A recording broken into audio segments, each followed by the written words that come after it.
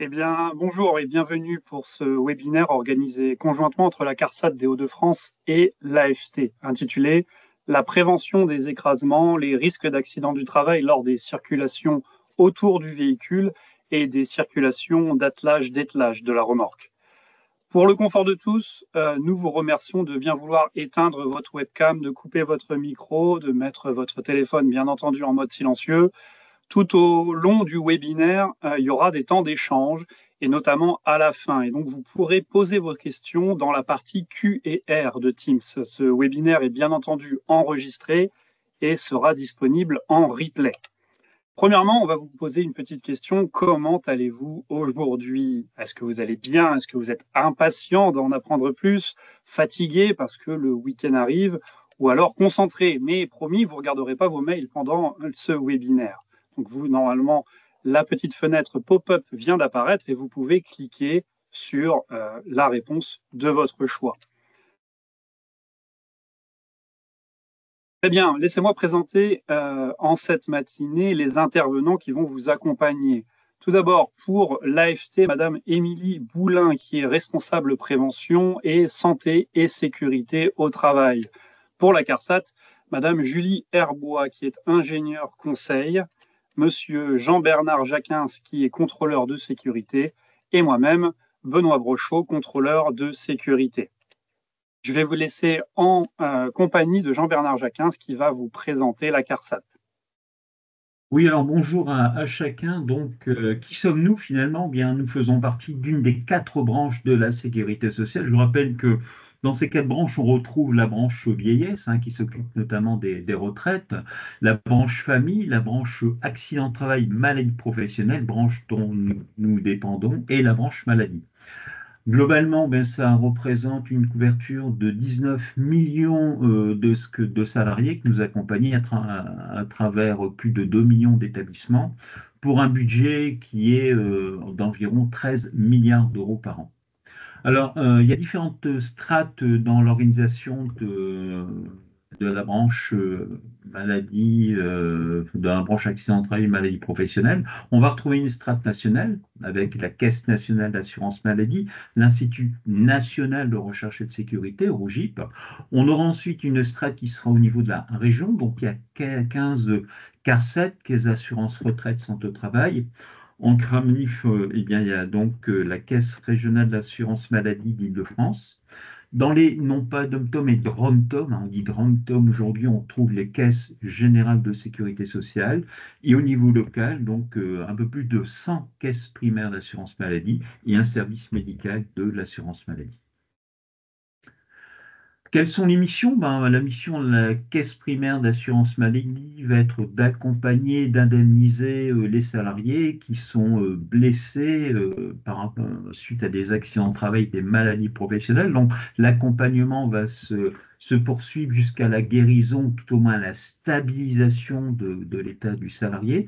Quant à la CARSAT, une double mission à ce niveau-là, elle fixe les taux à travers son service de tarification, taux de cotisation que payera ensuite l'entreprise et ses établissements à nos collègues de l'URSSAF.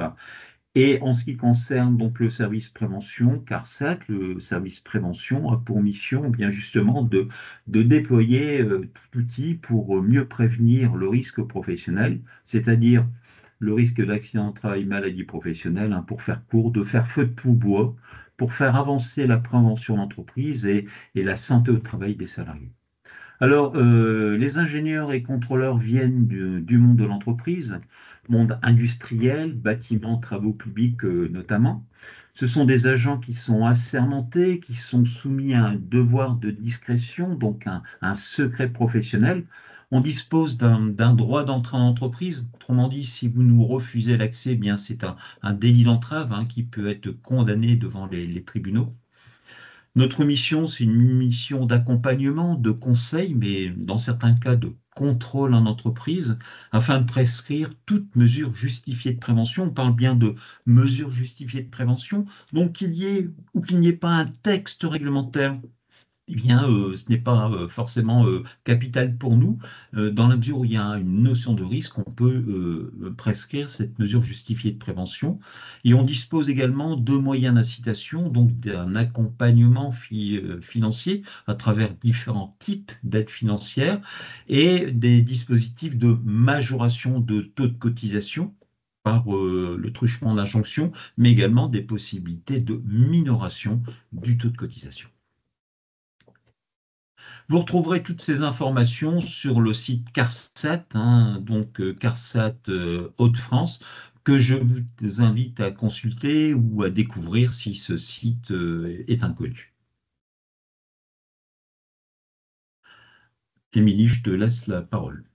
Merci Jean-Bernard. Donc, je représente aujourd'hui l'AFT, hein, l'organisme professionnel de la branche qui est spécialisé dans l'emploi depuis 65 ans, qui a été créé par les fédérations patronales. Donc, nous sommes 100 professionnels, hein, répartis sur l'ensemble du territoire et nous intervenons auprès des entreprises dans différentes instances, hein, que vous avez peut-être déjà, auxquelles vous avez déjà assisté, notamment les CRFPTL, les OPTL. Enfin bref, je vais arrêter avec des acronymes, mais nous avons quand même beaucoup d'actions en faveur des publics qui seraient potentiellement intéressés de venir travailler dans nos métiers. Donc nos missions, c'est bien de valoriser les métiers du secteur.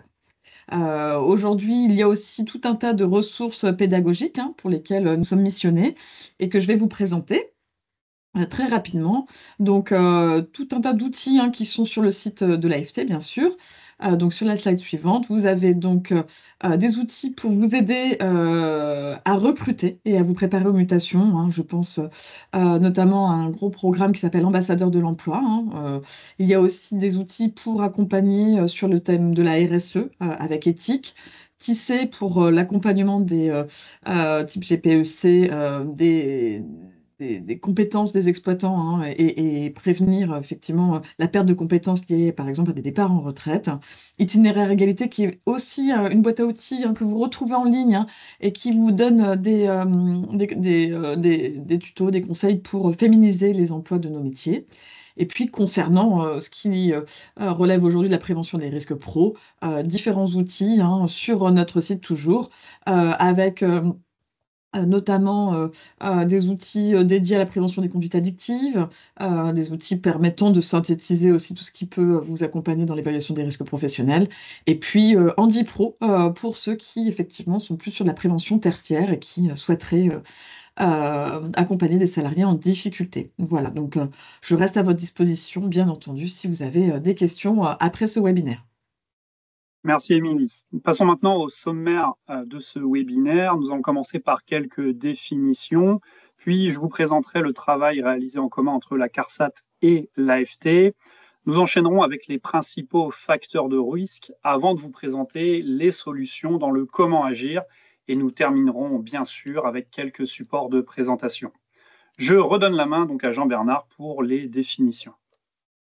Alors donc, quelques définitions, qu'on soit bien d'accord sur ce vocabulaire.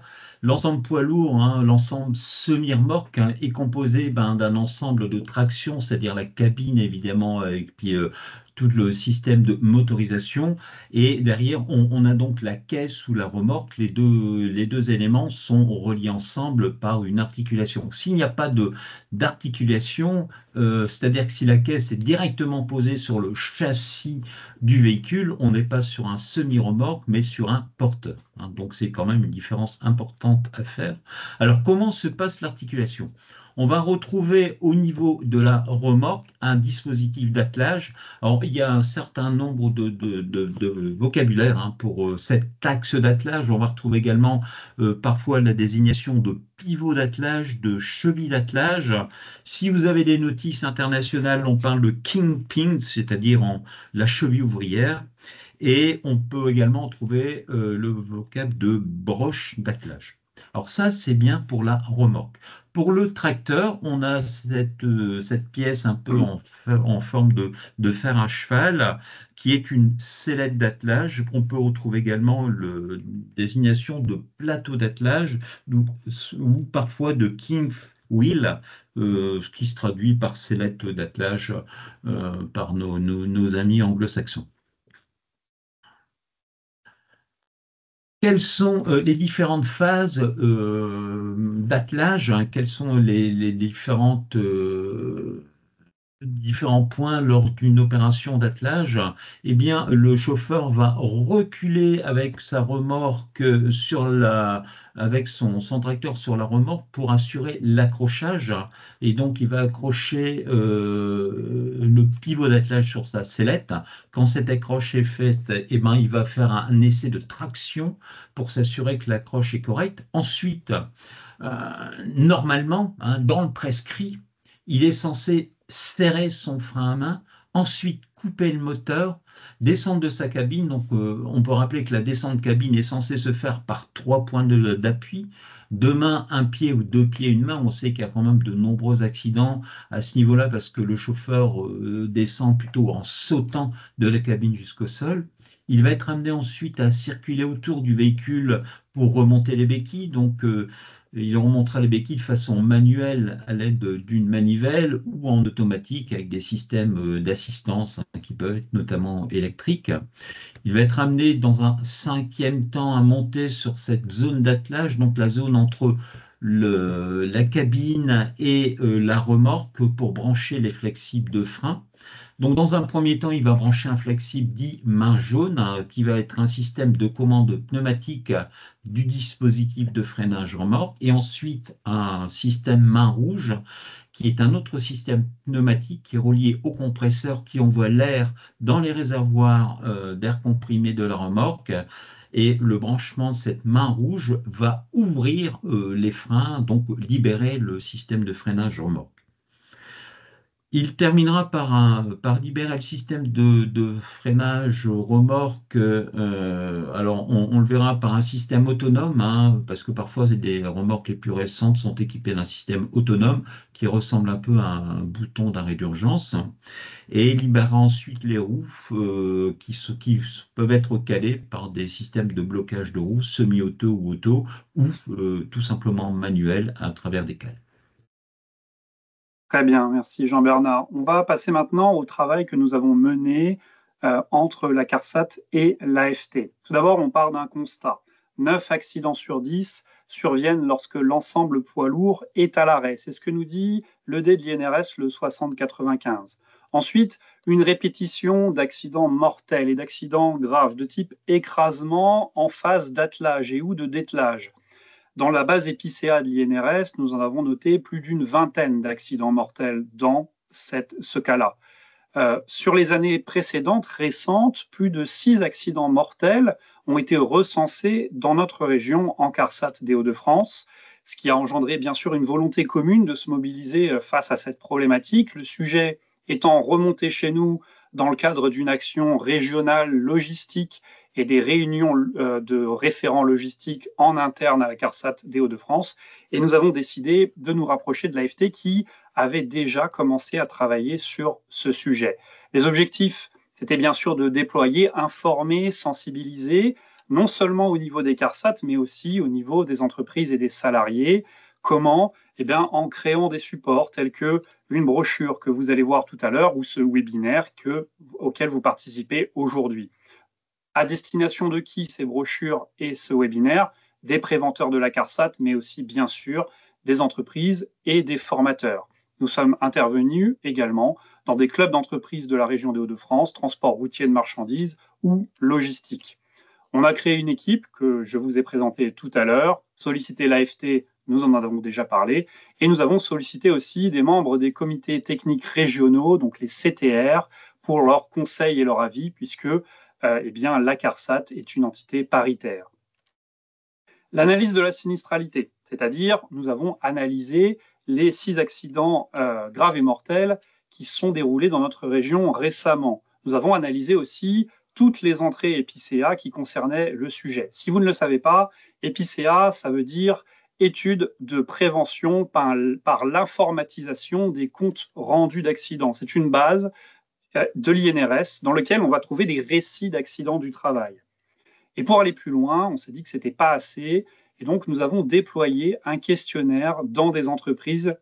Et ce questionnaire, quel était le but? Le but, c'était de mesurer l'expérience de ces entreprises d'une situation accidentelle lors de la phase d'attelage et de dételage. C'est-à-dire, est-ce que ces entreprises avaient déjà fait face à un accident du travail ou à un presque accident? Et si oui, mesurer les circonstances.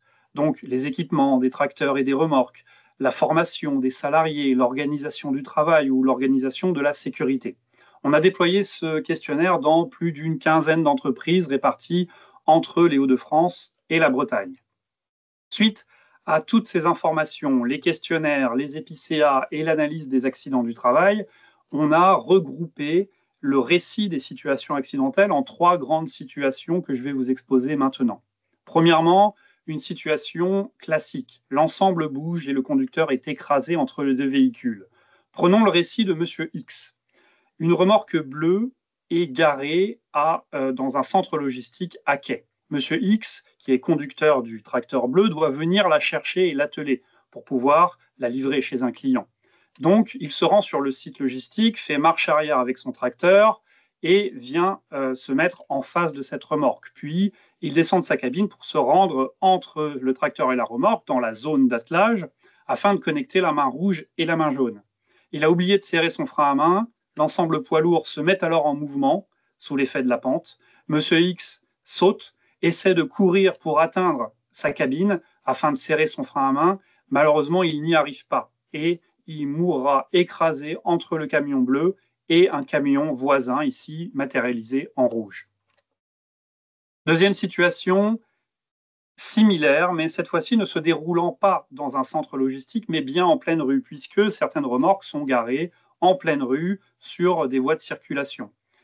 La même chose, c'est-à-dire que Monsieur X n'a pas mis son frein à main, on est dans une situation de pente, et lorsqu'il a voulu remonter dans sa cabine, eh bien, il s'est retrouvé écrasé entre sa cabine et la portière de sa cabine, puisque son ensemble poids lourd a fini sa course en percutant ici un arbre. Troisième situation, eh bien, le salarié se retrouvant sur la zone d'attelage se verra écrasé entre son tracteur et sa remorque, puisque les 2 éléments vont bouger et se rapprocher.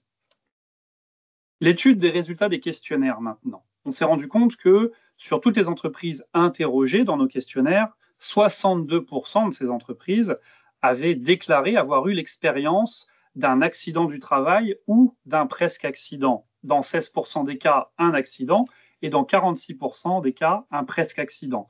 Je rappelle qu'un presque accident, c'est lorsqu'il y a l'absence, en fait, de lésions humaines. C'est-à-dire que peut-être le fait s'est passé, le camion a fini sa course dans un mur, par exemple, et personne n'a été blessé. Ou alors, dans un deuxième cas, que le monsieur X de cette fois-ci a réussi à remonter dans sa cabine et à serrer le frein à main. Ça reste un presque accident. On va vous poser cette question maintenant. Dans vos entreprises, est-ce que vous avez été confronté à une telle situation? Réponse A, oui, dans mon entreprise, il y a déjà eu un accident mortel sur cette situation de travail. Réponse B, oui, il y a déjà eu un accident, mais pas mortel. Réponse C, oui, il y a déjà eu un presque accident. Réponse D, a priori non, mais je n'en suis pas certain. Et réponse E, non. Vous pouvez bien répondre à plusieurs réponses, cocher plusieurs cases si, par exemple, dans votre entreprise, il y a eu un accident et un presque accident. Donc, on vous laisse un petit peu le temps pour pouvoir répondre à ces questions. Et on va regarder ensemble les résultats et puis pouvoir les commenter. Donc, je vous laisse un petit peu de temps, n'hésitez pas à répondre objectivement.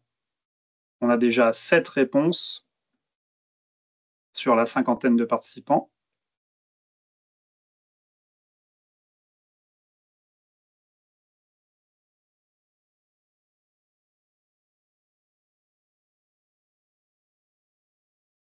Ça grimpe, ça grimpe. Ne soyez pas timide. Les réponses sont anonymes, donc ne vous inquiétez pas, ça ne déclenchera pas une visite de la CARSAT dans votre établissement.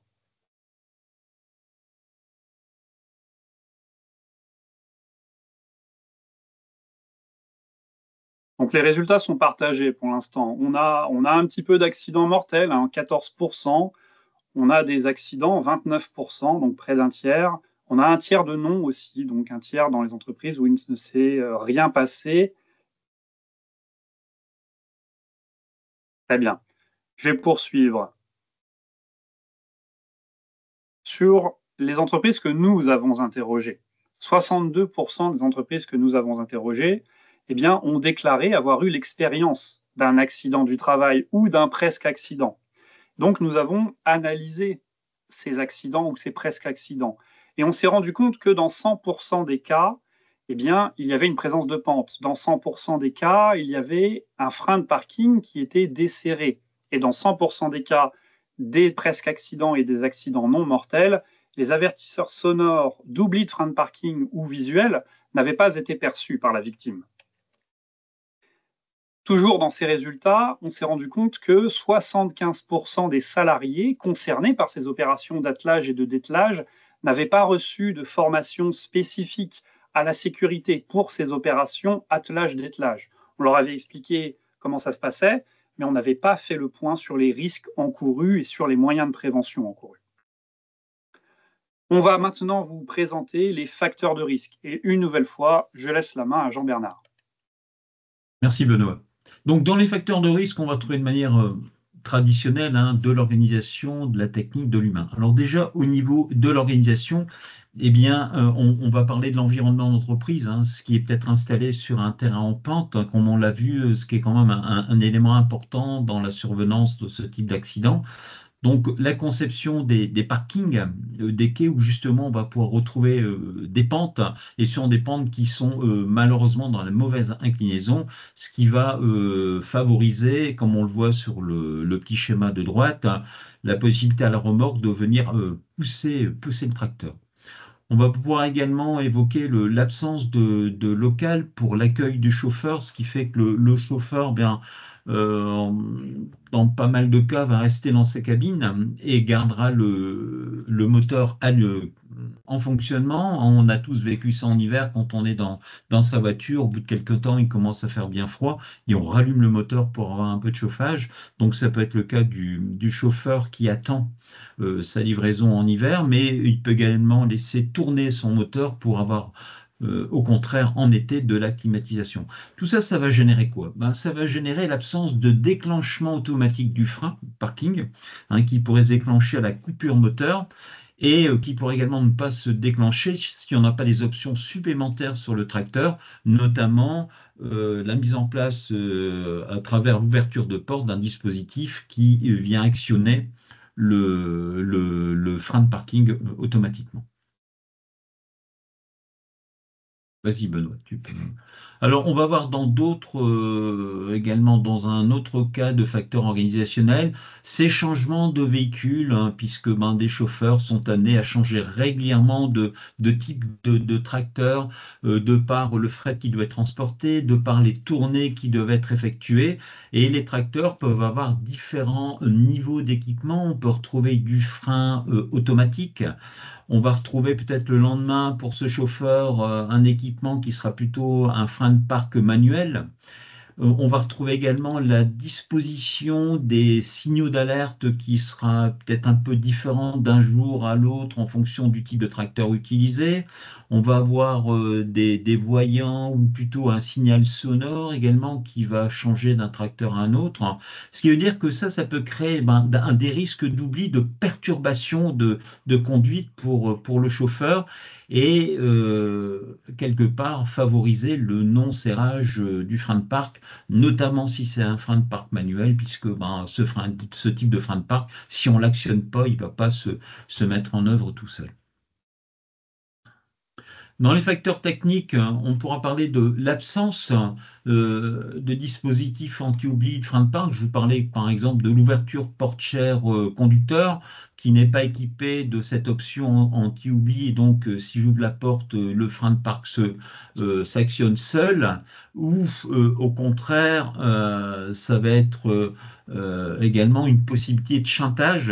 Là aussi, on a pu constater dans certains salons professionnels que des systèmes sonores, par exemple, d'anti-oubli, étaient réglables. faible. Donc effectivement, si on met un système d'alarme sonore à un niveau très faible, on va réduire fortement l'efficacité de ce dispositif.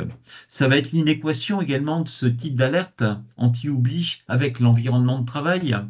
Alors ça peut, on cite les remorques frigo, hein, puisque le moteur du frigo est juste derrière la cabine, même si dans les nouvelles versions aujourd'hui de frigo et tracteurs, on a des ensembles qui sont quand même beaucoup moins bruyants, mieux insonorisés.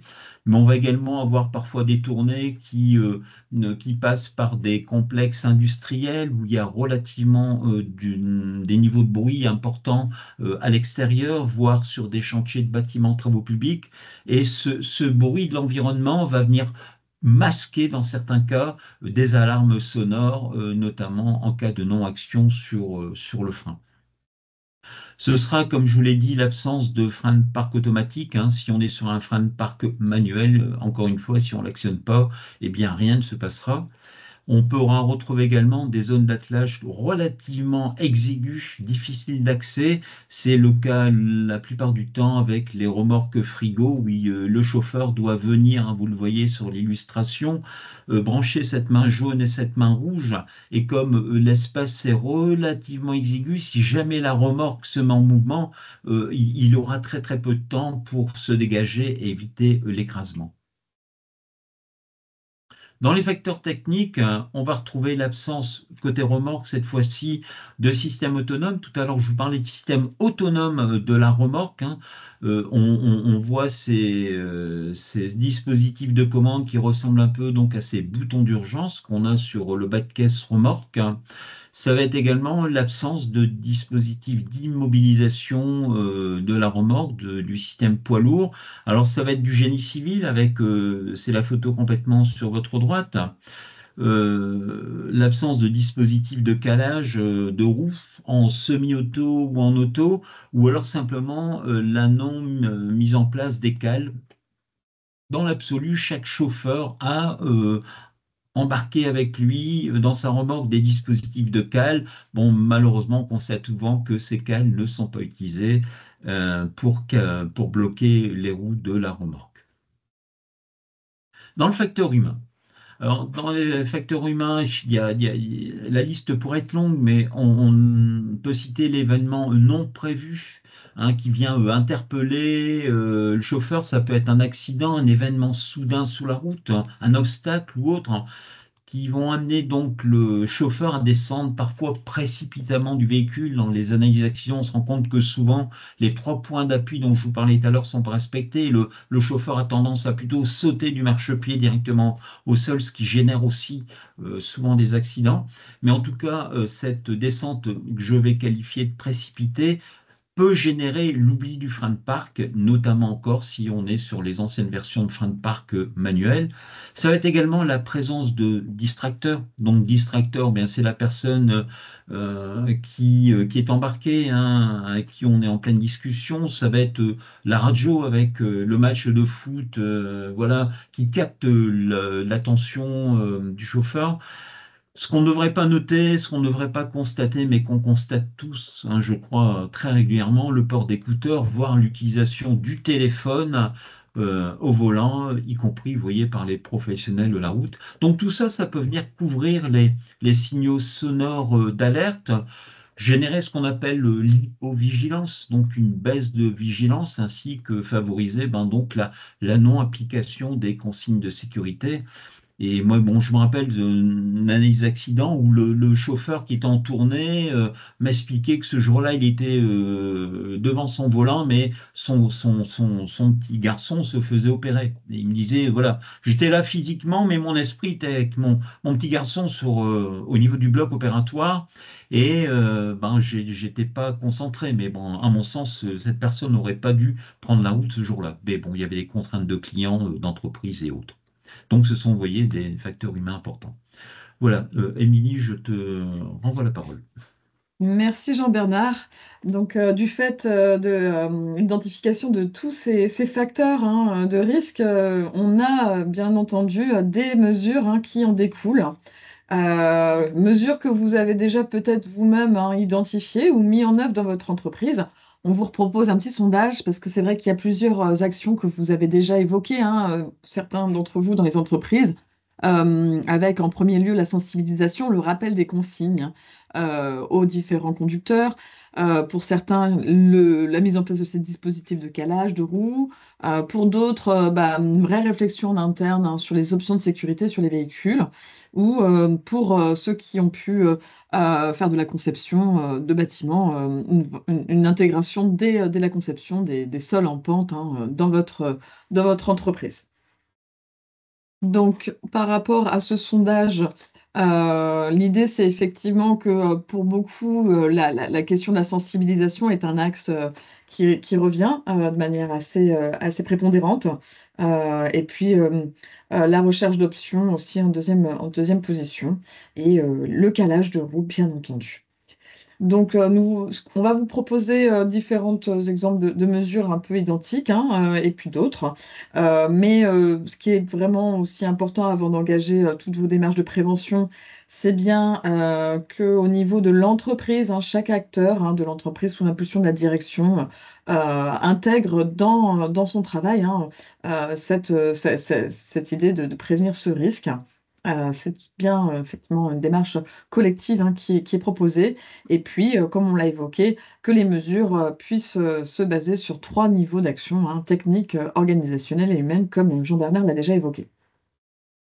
Donc, parmi les différentes mesures, on vous a proposé sur les mesures organisationnelles, du coup, sur la slide suivante, quelques petits repères de conception qui sont issus de l'ED 6059. Donc, oui, concevoir des lieux qui sont avec des plans d'évacuation pour les eaux pluviales, avec ce schéma. Et puis aussi, dans l'idéal, d'avoir des lieux dédiés aux opérations spécifiques, annexes au chargement-déchargement, notamment pour l'attelage-dételage, par exemple, qui serait effectivement stabilisé ou en double pente. Je pense aussi au bâchage-débâchage, par exemple, qui peut être voilà, une tâche annexe des conducteurs. Dans les autres mesures organisationnelles, c'est vrai que c'est des mesures qui sont peut-être plus de l'ordre du service d'exploitation ou de l'accueil, l'intégration. C'est de se dire aujourd'hui comment sont planifiées vos tournées. Là encore, l'évaluation du temps de travail nécessaire, réel, le plus adapté aux conditions de tournée des conducteurs, c'est ce qui est préconisé. Anticiper des aléas, préparer la tournée en se disant, bah oui, il y a potentiellement, je sais pas, des embouteillages qui vont faire perdre du temps aux conducteurs. On l'a vu avec les exemples de Jean-Bernard, mais effectivement, la charge mentale, le fait d'être ailleurs, de penser effectivement à cette horloge qui tourne, ça peut aussi être un facteur d'accident. Compléter les informations opérationnelles. Alors, c'est vrai qu'on recite l'exemple du protocole de sécurité, mais s'assurer d'avoir les bonnes coordonnées du client, le bon contact, les bons horaires d'ouverture, la bonne adresse. Voilà, ce sont plein d'éléments qui vont permettre de sécuriser la tournée et de s'assurer que le conducteur voilà, va être dans des bonnes conditions optimales pour prendre le temps, si nécessaire, de se stationner, par exemple. Dans l'idée où, effectivement, l'organisation des entreprises fait qu'il y a beaucoup de changements, on ne peut pas forcément connaître tous les lieux de livraison. On sait que l'accueil, l'intégration des nouveaux conducteurs, des intérimaires notamment, va permettre aussi de sécuriser un petit peu ces futures opérations de chargement-déchargement. Et puis, par rapport à l'organisation et l'affectation des véhicules attitrés ou non, le fait d'avoir des changements d'affectation de tracteurs ou de remorques, de marques de tracteurs et de remorques, voilà, ce sont des axes à traiter aussi dans votre plan d'action. Donc, dans les mesures techniques, c'est vrai qu'aujourd'hui, on parlait des différentes options qui sont sur les tracteurs, sur les remorques. Il y a aujourd'hui des options d'alerte anti-oubli sonore, visuelle, ou des choses qui sont en série, mais on pense notamment bon, le frein de parking qui serait adapté à l'activité, à l'environnement sonore. D'équipementiers, de constructeurs peuvent vous mettre, en tout cas, entre les mains des options que vous ne connaissiez peut-être pas. Le frein de parking tracteur automatique en option, mais qui peut permettre à l'ouverture de la portière de vraiment couper le frein, enclencher le frein de parc. C'est des entreprises qui ont fait le choix, clairement, dans leur cahier des charges d'achat, de l'intégrer systématiquement. Le système d'attelage automatique de la sellette sans monter et descendre. Alors, c'est une option qui est un petit peu moins utilisée par les entreprises, hein. Peut-être que vous la connaissez déjà, mais l'idée, c'est effectivement que le tracteur et la remorque soient équipés de cette option pour qu'on puisse avoir un attelage sans intervenir physiquement sur cette étape. Ce système d'attelage automatique, hein, alors pour certains, vous l'avez peut-être déjà vu dans différents salons comme Solutrans par exemple, hein, il a beaucoup d'avantages et c'est intéressant effectivement d'avoir une réflexion sur les autres risques que ce dispositif peut amener. La suppression du coup des montées et des descentes de la cabine, bien entendu, la suppression des montées et descentes de la zone d'attelage. Ça peut être couplé effectivement avec des béquillages automatiques. Du coup, les manutentions des flexibles sont supprimées aussi. Et puis, par rapport à ce risque d'écrasement, nous n'avons plus effectivement les déplacements autour du véhicule, la présence sur zone d'attelage. Donc, dans les mesures, les bonnes pratiques qu'on a pu aussi observer dans certaines entreprises, alors Jean-Bernard l'a évoqué, hein, la climatisation autonome dans les cabines, mais on a notamment pour les publics un peu responsables de parc, qui sont eux-mêmes plutôt exposés aussi à ces risques, l'utilisation de tracteurs de manœuvre pour déplacer les remorques. Alors, effectivement, on a mis une petite illustration là d'un modèle. Et puis, l'intérêt, c'est de ne pas descendre effectivement de la cabine et de pouvoir passer par une petite portière derrière et accéder directement à la plateforme d'attelage du tracteur. Les options aujourd'hui de sécurité, donc effectivement le frein de remorque en phase d'attelage, on l'a évoqué. Vous avez aussi un dispositif qui s'appelle bras suiveur ou potence coulissante, selon le vocabulaire, pour raccorder les flexibles depuis le frein, depuis le sol. Alors c'est l'image qu'on voit sur le diapo avec un extrait de l'ED 6189. Pour information, ce dispositif, on en a fait la promotion avec la CARSAT Bretagne dans beaucoup d'entreprises et on a même été jusqu'à identifier les différents modèles de conception proposés par les différents équipementiers de semis. Et il y a des informations qu'on peut vous transmettre si vous le souhaitez aussi à ce sujet sur le cahier des charges. Les béquilles électriques pilotables depuis la cabine du tracteur font aussi partie peut-être des options que vous pourriez mettre sur vos remorques. Dans les mesures techniques, nous avons, alors on parle de l'entretien à jour des véhicules et du matériel, ce qui peut être aussi une mesure organisationnelle, j'ai envie de dire. Le blocage calage manuel et automatisé des roues lors de la mise à quai sur le parking. Alors c'est vrai que là encore, c'est un petit peu redondant par rapport à ce qu'on a dit, mais on voulait vous faire un petit focus sur des innovations qui sont en cours d'essai dans certaines entreprises, notamment les remorques qui sont complètement connectées à quai avec le blocage des freins de remorque.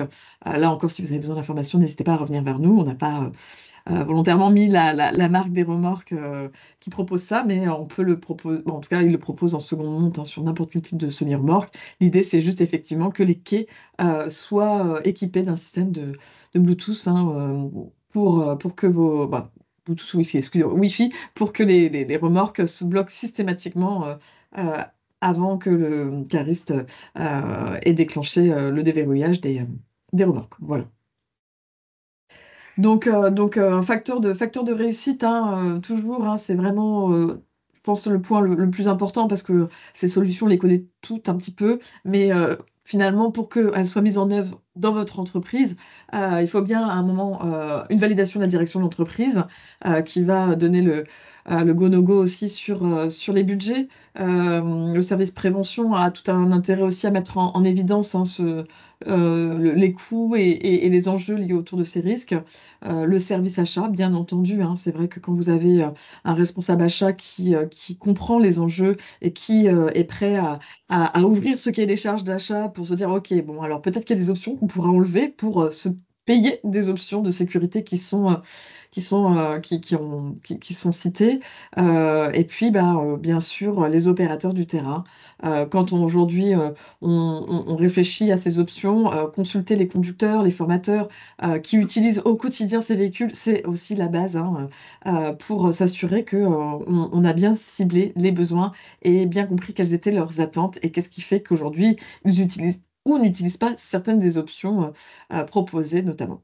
Bien entendu, les instances représentatives du personnel seront, si possible, intégrées dans cette démarche. Très bien, continuons avec les mesures humaines pour rendre les conducteurs acteurs de la prévention en définissant des procédures d'attelage claires, détaillées et intégrant notamment la coupure du moteur à chaque fois. On peut former aussi, et il faut aussi former à la sécurité dès l'embauche d'un salarié, qu'il soit CDD, CDI, intérimaire, en stage, peu importe. Exemple avec des tutorats, des livrets d'accueil, des manuels conducteurs, mais aussi avec ce que nous propose l'INRS, le tuto Prév. Par exemple, nous avons le tuto Prév transport routier de marchandises, le 4461, dans lequel vous allez trouver des fiches risques, notamment des fiches risques sur l'intervention sur le véhicule à l'arrêt, sujet qui nous concerne aujourd'hui, mais aussi des supports d'observation. Et puis le deuxième, c'est le tuto Prév logistique, le 4465, dans lequel on trouvera également des fiches risques avec les circulations qui peuvent être intéressantes dans le cas d'aujourd'hui, et bien sûr des supports de présentation. On doit aussi resensibiliser régulièrement aux bons réflexes en cas d'urgence les salariés et aux bonnes pratiques. Nous avons des entreprises qui nous ont dit oui, si je suis sur ma zone d'attelage et que j'ai branché ma main rouge, ma main jaune, que je sens que mon ensemble poids lourd démarre, eh bien je débranche tout de suite la main rouge et la main jaune, ce qui va déclencher les freins de la remorque. Ce sont des bons réflexes, des bonnes pratiques. Mais dans une situation de panique, d'urgence, il est très difficile, bien sûr, de mettre en œuvre ces bonnes pratiques. Les consignes de sécurité, donc exemple, avec des notes, des flashs d'informations sur les accidents qui sont produits dans votre entreprise ou dans votre groupe ou eh bien, chez les voisins. Des audits de conducteurs, des retours d'expérience, des visites comportementales. Tout ça va resensibiliser régulièrement les salariés en proposant des outils aussi et des moyens pour faire remonter rapidement les informations liées à la sécurité. Ça peut être des fiches de signalement qui sont présentes dans les camions ou des applications smartphone où on va pouvoir faire remonter l'information rapidement et peut-être prendre des photos. Et bien sûr en désignant une personne qui sera référente en santé sécurité au travail au sein même de l'entreprise. Continuons maintenant avec les documents qu'on met à votre disposition avec Jean-Bernard. Oui, alors on a vraiment essayé de synthétiser hein, beaucoup d'éléments de ce sujet qu'on a en partie abordé ce matin avec vous à travers cette fiche, hein, cette fiche sur la prévention du risque des écrasements. Bon, excellent document qui a été fait par notre groupe, hein, donc forcément excellent document. Non, non, je plaisante, mais c'est un document de référence quand même qui est fort intéressant. Dans ces fiches, ben, vous allez retrouver le pourquoi agir, vous allez retrouver des statistiques, quels sont les différents facteurs de risque, hein, comme on vous l'a présenté rapidement ce matin. Vas-y Benoît, tu peux passer. Voilà. On va retrouver les facteurs organisationnels, techniques, humains, quels sont donc ces éléments qui doivent être pris en compte. On va retrouver également concrètement, finalement, le comment agir, quelles sont les mesures organisationnelles, les mesures techniques et humaines qui doivent alimenter notre réflexion pour faire évoluer la situation entreprise, faire bouger les lignes. Donc, ça va être vraiment un document qui va porter la réflexion et porter la discussion à tous les niveaux d'entreprise, hein, direction, mais C2SCT si vous avez des élus. Et ce document est également enrichi avec des exemples et avec des photos. Donc, le lien de ce document, de toute manière, sera dans la conversation, dans le chat. N'hésitez pas à aller le chercher. Et on y a joint également bien tous les éléments de tracteurs, de remorques également, et tous des éléments concernant l'environnement, donc les quais, les parkings. Donc, vraiment des points importants sur lesquels il faut se pencher pour éviter de générer du risque et peut-être à terme, malheureusement, un accident grave, voire mortel. Le deuxième document que vraiment on vous invite à lire, à télécharger, c'est également un document important, c'est pour moi une pierre angulaire, hein, c'est ce guide, ce fameux guide des bonnes pratiques et activités logistiques. Alors, c'est la version qu'on vous présente, date de la fin de l'année 2022, elle est toujours d'actualité, elle va bientôt être enrichie et encore remise à jour. Et à travers ça, vous retrouverez également beaucoup d'informations, beaucoup d'exemples de pistes d'action sur l'organisation d'entreprise et sur les moyens notamment de manutention qui peuvent être mis en œuvre. Très bien, merci Jean-Bernard. Nous avons terminé aujourd'hui avec la présentation de ce webinaire. On passe maintenant aux questions. Vous avez pu, pendant toute la durée de ce webinaire, poser vos questions dans la petite partie Q&R. Et je me retourne vers Julie Herbois pour savoir quelles ont été les questions posées. Alors effectivement, on a deux questions qui ont été posées. Une première par rapport aux mesures techniques. Donc il a été évoqué durant le webinaire la possibilité de mettre en place une option avec des freins de parking automatiques à l'ouverture des portières. Est-ce que vous avez une idée du montant qu'il faut dépenser pour ajouter cette option? Alors, ça va être très variable en fonction des constructeurs de tracteurs, puisque dans certaines gammes, chez certains constructeurs, chez certaines marques de constructeurs de tracteurs, ces options-là sont de série ou en option, ou n'existent tout simplement pas, même en option, chez les constructeurs. Donc, il va falloir forcément vous rapprocher de votre vendeur, peu importe la marque, pour lui poser la question déjà, est-ce que ça existe ou non? Et il faut savoir aussi que c'est possible en seconde monte. Si votre tracteur est équipé d'un frein de parking électrique, il est tout à fait possible que vous possédiez un tracteur de la sorte depuis peut-être 1 an, 2 ans. Eh bien, vous pouvez rajouter cette option de déclenchement automatique à l'ouverture de la portière en seconde monte, c'est-à-dire après l'achat par un carrossier qui va vous faire, un carrossier, un garage qui peut vous faire cette chose-là. On l'a déjà vu, mais de là à vous donner un chiffre, ce serait pas forcément le bon endroit puisque les prix varient fortement d'une marque à l'autre et c'est pas le but aujourd'hui de vous avertir de tout cela. Donc, je vous laisse vous rapprocher de vos constructeurs. Julie. Émilie, je vois que tu as la main levée. Oui, je voulais venir appuyer un petit peu ce que disait Benoît, sachant qu'on a eu des entreprises qui ont fait le choix effectivement de mettre ça en place avec certaines marques. Toutes les marques, en tout cas à l'époque, ne le proposaient pas, mais je pense que ça va venir de plus en plus systématique sur le marché. Un point de vigilance par rapport au fait que certains véhicules puissent être équipés et d'autres non. Il est important de pouvoir signaler sur les véhicules qu'ils sont équipés de cette option pour que les conducteurs ne soient pas surpris. Voilà, la communication est très importante par rapport à la mise en place de ces options sur telle ou telle marque, puisque la question c'est toujours, ah oui, mais si du coup ils passent à un véhicule où il n'y a pas cette option, comment être vigilant pour éviter qu'ils oublient et qu'ils s'appuient trop sur ces systèmes automatiques. Donc c'est toute une réflexion complémentaire qui est possible et qu'il faut mener.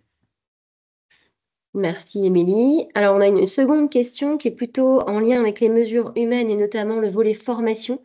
Voilà, quelle formation peut-on proposer pour faire monter en compétence une personne référente dans l'entreprise sur le sujet? Alors, on peut peut-être évoquer la formation sectorielle. Je vois qu'Émilie, tu as déjà apporté les premiers Oui, éléments. alors il y a des formations, tout à fait, merci Julie. Il y a les formations sectorielles, les formations génériques. Je pense que je vous laisserai plus parler peut-être des formations génériques qui existent. Mais aujourd'hui, il faut effectivement savoir qu'il y a un dispositif qui est proposé spécifiquement pour les entreprises du transport et de la logistique. Je me suis permis de mettre le lien sur le site de l'INRS à ce titre. Une formation qui permet, par rapport à ce qu'on a évoqué, notamment sur les bonnes conditions de réussite des projets de prévention dans l'entreprise, de monter en compétence déjà le dirigeant, puisque c'est lui qui reste effectivement le décisionnaire de l'entreprise des décisions d'options de sécurité, notamment, on en parlait, ou de l'organisation, de pouvoir justement aussi monter en compétence du coup un préventeur. Alors, on a des profils qui sont assez hétérogènes par rapport à ça, mais on peut avoir dans certaines structures des QHSE ou des responsables plutôt exploitation ou quai. Et puis, vous avez aussi l'intérêt de pouvoir monter en compétence des conducteurs qui vont, on l'a dit, pouvoir aussi être de vrais relais pour choisir les bonnes options et surtout remonter les problématiques qu'il peut y avoir sur certains sites clients en lien avec les protocoles de sécurité. Très bien aussi, les formations peuvent aussi s'effectuer en interne par de la sensibilisation, de l'apprentissage, du tutorat en entreprise pour les nouveaux embauchés à prévoir un petit document où on retrace justement, à l'aide des documents qu'on vous a fait télécharger, quels sont les facteurs de risque, quels sont les principaux dangers de ces situations attelage-dételage et quels sont les rappels sur les consignes pas à pas de mise en œuvre d'un bon attelage et d'un bon dételage. Oui, alors je crois qu'on peut également rajouter un point, c'est qu'à travers toutes les analyses qu'on a pu réaliser à l'accident, on s'est rendu compte que souvent l'entreprise s'appuyait sur la formation initiale de ses chauffeurs en disant, voilà, ils ont été formés, enfin, ils ont le permis, la FIMO et autres, mais c'est une formation qui doit être de toute manière, tout au long de la carrière, complétée, enrichie sur des points notamment concernant l'accrochage, décrochage des remorques, et il y a beaucoup de choses à dire. Donc oui, il est important vraiment de rentrer dans un parcours d'enrichissement des formations et de rappel pour prévenir au mieux, déjà sur le plan humain, ce risque d'accident. Est-ce que nous avons d'autres questions, Julie? Alors, nous n'avons pas d'autres questions. On On peut peut rappeler peut-être. pour les viewers en replay, puisqu'ils n'ont pas accès au chat malheureusement, que vous pouvez retrouver les documents que nous avons mis en lien dans le chat sur le site de la CARSAT des Hauts-de-France. Alors, ce site, bien sûr, c'est un site qui est commun entre les risques professionnels et la retraite. Il vous suffit de vous rendre sur carsat-hdf.fr, d'aller dans l'onglet, enfin dans le petit bouton Entreprise ici en orange, puis de cliquer sur le petit bouton La documentation prévention. Voilà, vous avez toute la documentation en prévention que nous mettons à votre disposition. Et nous, ce qui nous intéresse, ce sont les guides et les outils de prévention. Et là, vous allez retrouver sur tout un tas de sujets risques professionnels, ces guides et outils. Ce qui nous intéresse, ce sont aujourd'hui la logistique.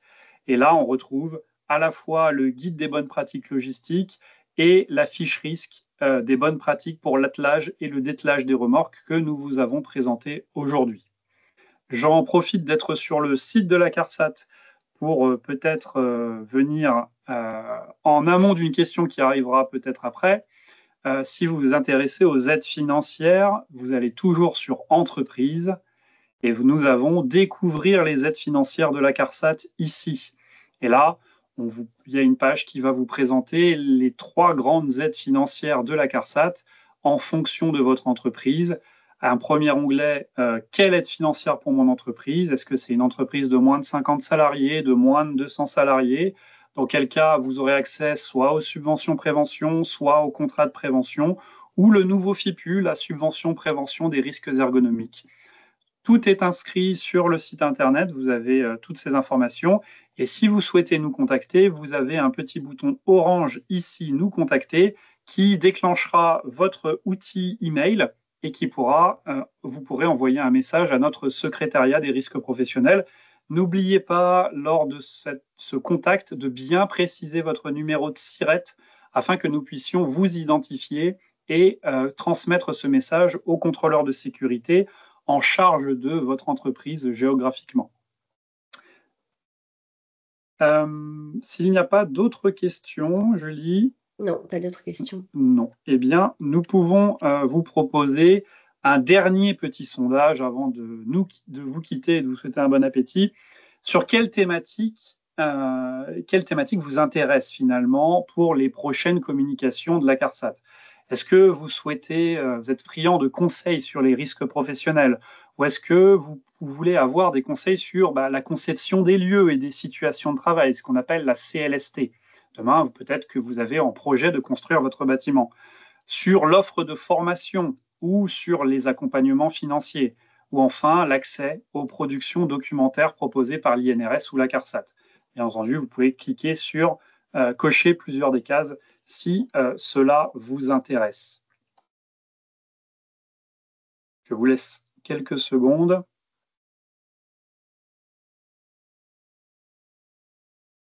On voit que les risques professionnels pour l'instant et la conception des lieux de travail et les documents sont tous au coude à coude sur les réponses.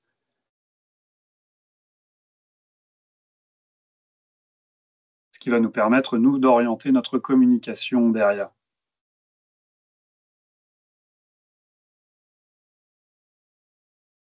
Donc voilà, au vu des réponses, vous êtes friand de contenu sur les risques professionnels, sur la création et la conception des lieux de travail et sur les productions documentaires qu'on peut vous mettre à disposition. N'hésitez pas à nous contacter pour d'autres conseils et si vous avez une question bien particulière en prévention. Il me reste juste à remercier les animateurs de ce webinaire et à vous remercier, vous, participants. Je vous souhaite une excellente journée et puis un bon appétit puisqu'il est déjà 11h57. Au revoir et bonne journée. Bonne journée. Merci, bonne journée, au revoir. Bonne journée, au revoir.